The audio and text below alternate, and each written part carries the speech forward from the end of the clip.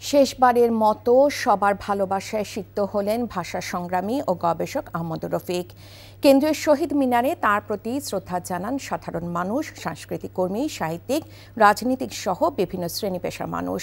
সাধারণের কাছে অসাধারণ শ্রদ্ধার মানুষ আহমদুর রফিক ৯৬ বছর বয়সে চলে গেলেন, রেখে গেছেন বাংলা ভাষার প্রতি তার সংগ্রামে অবিস্মরণীয় স্মৃতিময় ডায়েরি।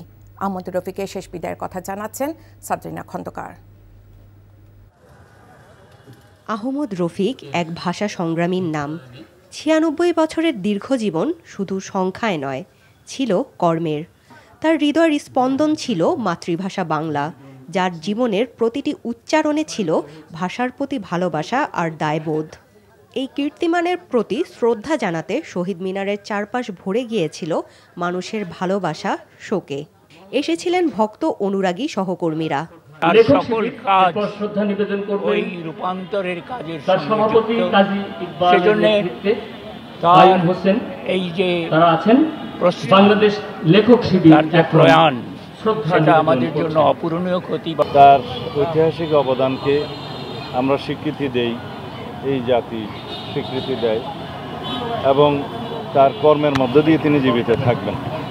আমাদের কোনো প্রাণিত করবেন সারা জাতি অনুপ্রাণিত করবে। উনি যে স্বপ্ন দেখেছিলেন সেই স্বপ্ন যেন আমরা পালন করতে পারি, সেই স্বপ্ন নিয়ে আমরা যেন চলতে পারি আর কি, দেশের মানুষের জন্য, দেশের জন্য যে পথ উনি আমাদেরকে বলে গেছেন সেভাবে। অন্যের প্রতি বিবেচনার জায়গা আমরা খুব শীঘ্রই এবং সামগ্রিক মুক্তির মধ্যে নিজেকে দেখার মধ্যে দিয়ে তার জীবনকে সম্পন্ন করেছেন, সেটা একটা পরবর্তী প্রজন্মের জন্য দৃষ্টান্ত। দলমত নির্বিশেষে তার প্রতি আমাদের শ্রদ্ধা জারি রাখতে হবে। আমরা চাই যে আহমদ রফিকের সৃষ্টিগুলো যেন অক্ষুণ্ণ থাকে। তার জীবনযাপন, তার সাংগঠনিক তৎপরতা এবং একটা বিশেষ নৈতিক দৃষ্টিভঙ্গি চারদিকে ছড়িয়ে দেওয়ার জন্য তৎপরতা, এই ব্যাপারগুলো আসলে আমাদের সমাজের একজন অত্যন্ত গুরুত্বপূর্ণ মানুষ হিসেবে তাকে বহুদিন স্মরণীয় করে রাখবে।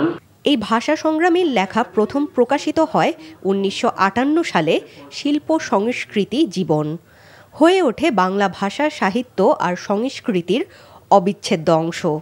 তার রচিত ও সম্পাদিত গ্রন্থের সংখ্যা শতাধিক। তার অবদানের স্বীকৃতি স্বরূপ পেয়েছেন ২১শে পদক, বাংলা একাডেমি সাহিত্য পুরস্কার এবং কলকাতার ট্যাগর রিসার্চ ইনস্টিটিউট থেকে রবীন্দ্র তত্ত্বাচার্য উপাধি। বৃহস্পতিবার রাতে রাজধানীর বারডেম হাসপাতালে তিনি শেষ নিঃশ্বাস ত্যাগ করেন। শ্রদ্ধা নিবেদন শেষে করা হয় শোক র্যালি। ভাষা সংগ্রামী আহমদ রফিকের মরদেহ দেওয়া হয় ইব্রাহিম কার্ডিয়াক হাসপাতালের অ্যানাটমি ডিপার্টমেন্টে মেডিকেল শিক্ষার্থীদের জন্য। ১৯২৯ সালের ১২ সেপ্টেম্বর ব্রাহ্মণবাড়িয়ার শাহবাজপুরে জন্ম নিয়েছিলেন এক স্বপ্নবাজ তরুণ। নশ্বর পৃথিবী ছেড়ে পাড়ি জমালেন অনন্তের পথে ২রা অক্টোবর ২০২৫ সালে। Sadrina Khandakar, NTV news, Dhaka. Bundle থাকলে প্রতি সেনমানিতে টাকা বাঁচবে। বিকাশ সেনমানি বান্ডেল কিনে জিতুন প্রতি লেনদেনে। এতদিন শুনছি চান্দে অমাবস্যা লাগে, আজকে দেখলাম সূর্যে অমাবস্যা লাগে।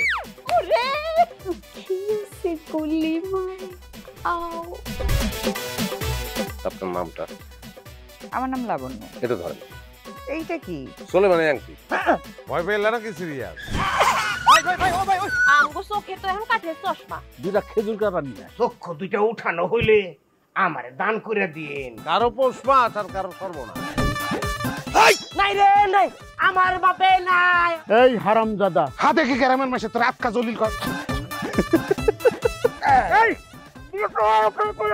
আমার ঘরে তিনটা বউ এতিম হয়ে যেত। বস্তালা আবার ঢুকা।